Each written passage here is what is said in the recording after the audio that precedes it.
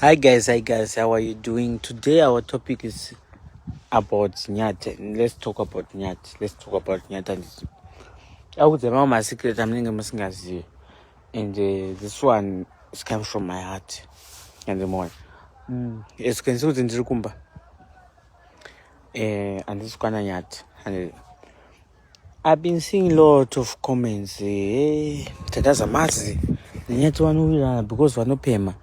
No guys, ndakambokuudza before ndakambokuudzai before kuti isusu sino like tinopema, but we come with the content that you want kuti tiise ndo kuti musupport. If tikada kuita video dzichiacta izvo, so ndakapfeka hembe yancwe mai mazo akapfeka hembe yamaibhanda, you don't support. You want us kuti mo ndopa munoona malikes hobo guys zvakatiomera zvakadai, you get the likes. Yes, and sometimes like now situation in Nyat is a situation kuti everyone anokwanisa kuisangana anytime because we don't control this life ino control naMwari na Satan achita anenge achita kusaidzo yasen. Isusu tingoriwo vanhu, tingoriwo tsoro dzokutambwa yamuvhwa yabva yamuvhwa yaitsopa, you understand? So I've been seeing a lot of people posting some stuff about it. Guys, you don't know Nyat. That is a very good person, and he's a very humble person. But sometimes I'm approach in a way is you. In you can approach in the wrong way, I'll change for you. Why? Type why you find that say?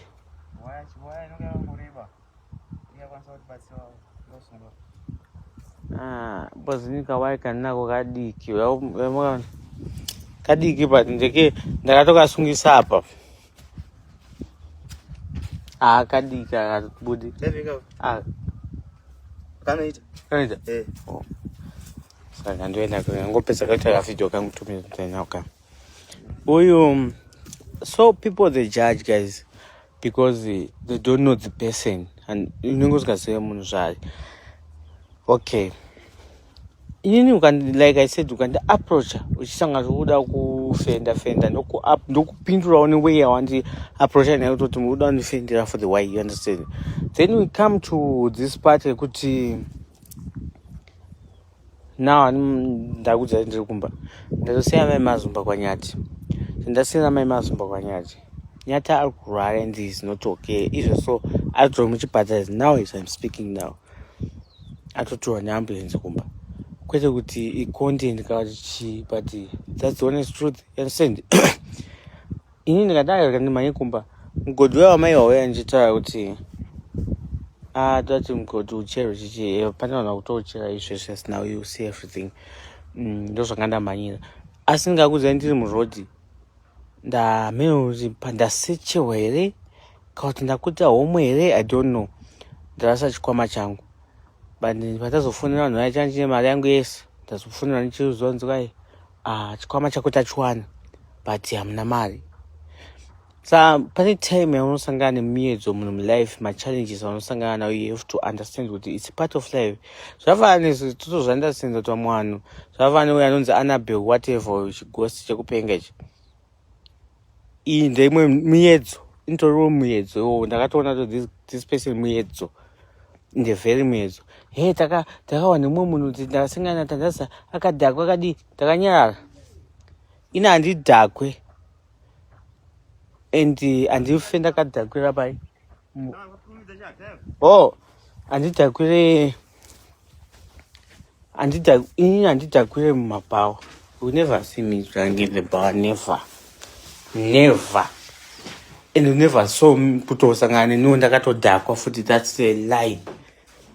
But you know kutoti ungoona this person munhu uya anoda kungouraya nekutosvika ungatanga kusiya pachine bepa guys pawinda unoda kuti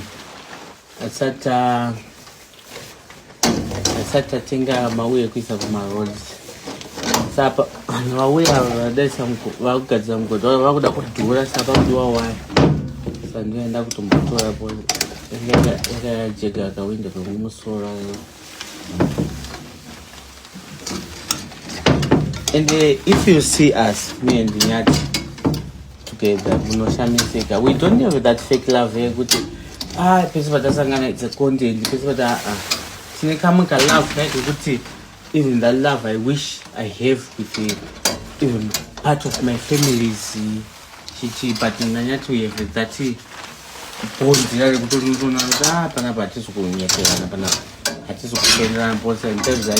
most of them maybe singozvifarira chizvinjoera life but nekuda kwekuti mwangu akwadziwa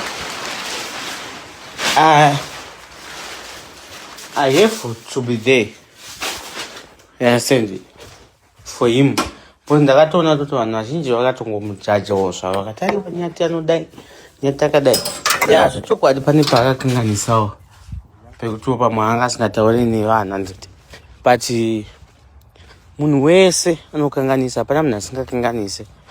Munhu wese ane time yake kutoti anotombofenda kana chiti kufenda ndotaka kufendera vanhu. So pakutogadzirwa. So guys, stop abusing a person and stop kuvenga munhu zvaizvopoindi kusvika pakuzoponda munhu kutomutsvaga munhu kuti mumuponde. But this guy anga asina mari but vanhu vaida mari kwaari, you understand, da kuti munyatsobata this point. Vakadi kumusecha havana but vaingomurova tipe mari, handina mari sechai, vaingomuponda. Now you guys will just come and start to say yay Nyati this Nyati that. No, pane time yakamira seizvi zvinani ipapapa animona toti atolena lesson yake kutoti zvichokwadi pane pandakatokanganisira vanhu. And he is not saying kuti is proud of that. I'm not very sorry for you. I'm telling you boss, tese tinge chiregret kuti pane pandakabhaisa. Nyati mwana wenyu kana waya pasocial media mukoma wako ndi munin'ina wako, whatever happens zvakatopera. For now ngatiitei chivanhu chinonzi uvanhu kuti uri munhu iwo. Timbosiya kuda kutsvaga kuti Nyati akazodai Nyati akadai. Do you know kuti inini I used to think that I have enemies on social media until when I sit down with myself ndikazviudza kuti no, handina munhu andakatadzana naye pasocial media. Even Titan Kiki ndikatovaona apa ndotofara muse guys boy zvese po zvekufamba sei guys unai pane kadika ndikuda toita sei bozi ndiri munhu ndinokanganisa, ndiri munhu ndinokanganisirwa. So try to understand guys kuti vanhu kana vakakanganisa it's okay but chimuregererei.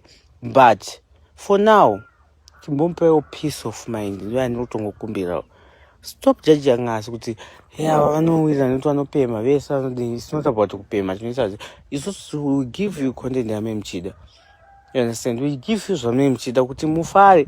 You want to see vanhu vachitambura. Tikakupai mota mugona congratulation for 1 month makutoega kutosapota. Why? Because maona tandazane moto saka takatomutengesa mota zviite izvozvo, you understand. So sometimes I try to understand kuti kungokuziva kuti vanhu tiri vanhu isusu, hatizi zvigubhu, tiri vanhu, hatizi chinje kuti you can just think kuti ichichiwo ichi please. Totofungawo, tinobatikana, tinotorwadziwawo, tinototadzawo, hatizi spiritual. Tongoriwo munhu wenyama kutoti sometimes I can make a mistake without knowing to make a mistake. Same as Nyati, please. Kwakuda kudhurwa.